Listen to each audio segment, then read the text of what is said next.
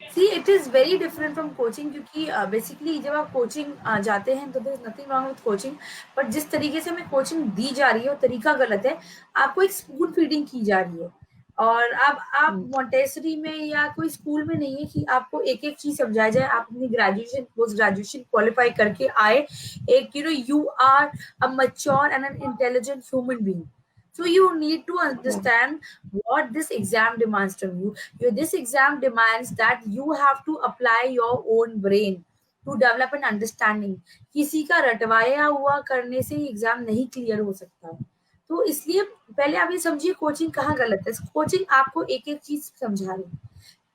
कोई भी कोचिंग हो, कोई इंसान हो, अगर आपको एक एक चीज समझा रहे हैं, वो आपको उस समय के लिए इल्यूजन दे रहे हैं कि वो बात आपको समझ आ गई। पर अनटिल अनलेस आप घर पे जाके उसकी सेल्फ स्टडी नहीं करते, आप ये एग्जाम फिर क्वालिफाई नहीं करेंगे। So the basic fundamental of self study programme is entirely different from coaching. Coaching में आपको एक स्पून फीडिंग की जाती है, इधर सेल्फ स्टडी प्रोग्राम में आपको आपके टारगेट्स दिए जाते हैं, डिफिकल्ट टॉपिक्स पे हेल्प प्रोवाइड की जाती है और एक्सप्लेनेशन प्रोवाइड किए जाते हैं, लिस्ट ऑफ क्वेश्चंस दिए जाते हैं डिस्क्रिप्टिव भी और ऑब्जेक्टिव भी सॉल्व करने के लिए, जिसके बेसिस पे एक एनालिसिस ड्रॉ होता है कि आपको टॉपिक समझ आया है कि नहीं। और आपको वो जो टॉपिक है जहां मुश्किल आएगी वहां आपको अपने मेंटोर्स के साथ मिलके पढ़ना है, और जो आसान कंपोनेंट है या जो आप खुद हैंडल कर सकते हैं वो आपको सेल्फ स्टडी से कवर करना है। जैसे कि मैंने बोला पहले दिन से भी इंडोर सेल्फ स्टडी, क्योंकि कुछ भी हो जाए, आप कुछ भी कर लो, आपको आपको ये एग्जाम जो है आपको सेल्फ स्टडी से ही क्लियर करना है। दूसरा एक सबसे इंपॉर्टेंट कंपोनेंट जो कोचिंग इंडस्ट्री से डिफरेंट है, आप एक जीएस की कोचिंग लेते हैं, हम रोज कम से कम 3 घंटा देंगे उसमें, राइट। 3 घंटा का मतलब 3 घंटे का मतलब हो गया कि आप हफ्ते में अगर 6 दिन भी लेते हैं तो आपके हफ्ते के हो गए 18 घंटे। Now with self study there are only 2 classes in a week, one is at the start of the week, the other is at the end of the week. बहुत अगर लंबी भी क्लासेस होंगी तो 1.5 घंटे की होंगी, so that means not more than 3 to 4 hours total। उधर से ही आप देखिए आप अपना कितना टाइम बचा रहे हैं, आप 14 घंटे बचा रहे हैं। अगर वो ही 14 घंटे केवल आप अपने सेल्फ स्टडी में लगाते हैं, I can assure you that you will definitely crack this exam. ये जो प्रोग्राम है इसका हमने 12 रन किया था लास्ट ईयर 12 स्टूडेंट्स के ऊपर, and with God's grace, out of 12 students, 10 students actually qualified the exams and under 100 runs। क्योंकि इसमें डिमांड करता है डे 1 से आपकी सिंसियरिटी डिमांडेड है। अगर आप सेल्फ स्टडी करोगे तो आप इस प्रोग्राम को विथस्टैंड कर पाओगे। This exam is only meant for serious candidates, not for the ones. बहुत सारे स्टूडेंट्स होते हैं वो केवल एक फील लेने के लिए, हाँ भाई हमें बस ये टैगलाइन चाहिए कि सिविल सर्विसेज की मैं तैयारी कर रहा हूँ या तैयारी कर रही हूँ। एक स्टेटस सिंबल होता है सोसाइटी का, बेटा तैयारी कर रहा है या बेटी तैयारी कर रही है।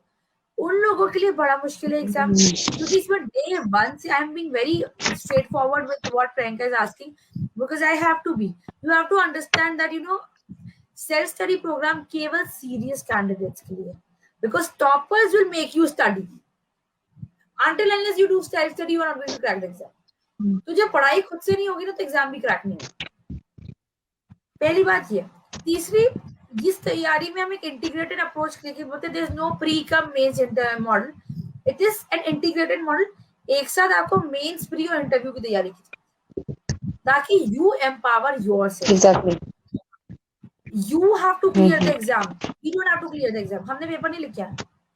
थर्ड और सबसे इंपॉर्टेंट चीज देखिए, हर इंडिविजुअल डिफरेंट है। मैं अगर आपकी आज आंसर राइटिंग करवाऊं प्रैक्टिस और आपको एक स्टैंडर्ड आंसर्स दे दूं, and if I have let's say 10,000 students, सारे 10,000 बच्चे एग्जाम में जाके वही आंसर लिख के आ रहे हैं, and Priyanka tell me you are the examiner, आप क्या उन बच्चों को मार्क्स दोगे? सारे 10,000 बच्चों ने एक आंसर लिखा है, 2 बच्चे हैं जिन्होंने आंसर थोड़ा कमजोर लिखा है लेकिन डिफरेंट लिखा है, आप किसको मार्क्स बेटर दोगे? वही जिन्होंने थोड़ा डिफरेंट लिखा है। एग्जैक्टली, क्योंकि देखिए this exam is not about who can cram well, this exam is about how good is your understanding about this exam, about the subject. So to an examiner doesn't need crammed material, घोटा हुआ material या रटा हुआ material नहीं चाहिए examiner को। Application of brain चाहिए। आपका ब्रेन उस टाइम कितना एनालिटिकल उसमें है। So how we don't give you any standard answer in standard answer writing practice. We ask you to write the answers. जब आप आंसर लिखोगे गलतियां भी करोगे, बेकार आंसर्स भी लिखोगे, पर उन बेकार आंसर्स में we will help you find your unique style of answer writing without providing any standard answers. क्योंकि अगर हम स्टैंडर्ड आंसर देंगे तो वापस से वही गलती करेगा, हर बच्चा वही आंसर लिख के आएगा और फिर से हम भी बच्चों की सक्सेस स्टोरी की जगह फेलियर स्टोरीज लिखेंगे। We don't want to write failure stories. You want to write success stories where we develop your unique style of writing. Third and a very important component जो मैंने बताया, financial burden is immensely less. बहुत it's a very economical thing. Compare 2 lakh to 20,000. It's not even, it's just 1/10 the price.